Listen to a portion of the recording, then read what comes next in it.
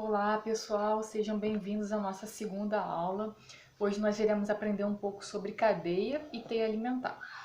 E, dito isso, nós precisamos relembrar da importância de alguns organismos chamados autotróficos ou fotossintetizantes. Quem são eles? As plantas terrestres. No ambiente aquático podemos citar as algas e os fitoplânctons. Os fitoplânctons são organismos formados por uma única célula que realizam também a fotossíntese. Esses organismos são importantes por quê? Porque eles conseguem, através de vários processos químicos, produzir para o meio ambiente gás carbônico e energia, na forma de glicose. E aí, eu tenho um exemplo aqui prático de uma cadeia alimentar, onde eu tenho um fotossintetizante, ou seja, eu tenho um capim que realiza a fotossíntese, que um gafanhoto vai se alimentar desse capim, tem um sapo que vai consumir esse gafanhoto depois e aqui uma serpente que vai se alimentar desse sapo.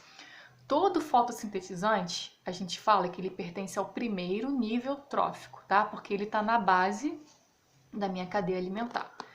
O gafanhoto, que é um animal herbívoro, vai se alimentar desse capim e ele está no segundo nível trófico, mas ele é um consumidor primário.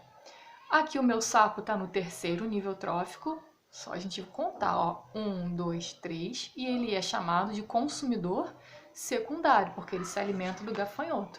E por último eu tenho a minha serpente, que está no quarto nível trófico, 1, 2, 3, 4, e ela é o meu consumidor terciário.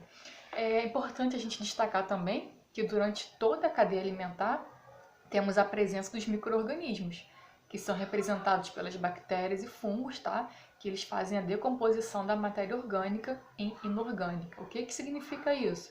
Quando um animal foi predado, ficou resto de carcaça, um animal morreu, um vegetal morreu, como é que essa matéria vai se decompor com o tempo? Graças à ação de micro-organismos que conseguem triturar, cortar em pedaços cada vez menores essa matéria em matéria inorgânica, devolvendo para o meio ambiente sais minerais, que serão reaproveitados novamente pelos produtores, como o capim, por exemplo. Só que no meio ambiente, a gente sabe que existem várias populações diferentes, de animais, vegetais, e esses organismos coabitando, convivendo junto, interagindo entre si, formam não somente cadeias, mas o que a gente vê, na verdade, são teias alimentares. O que significa uma teia? Teia alimentar é a união, é a junção de várias cadeias. Vou mostrar aqui para vocês verem. Aqui eu tenho um exemplo, nesse esqueminha aqui, de uma teia alimentar. Na minha base eu tenho produtores, que são as plantas. Aqui eu tenho um camundongo.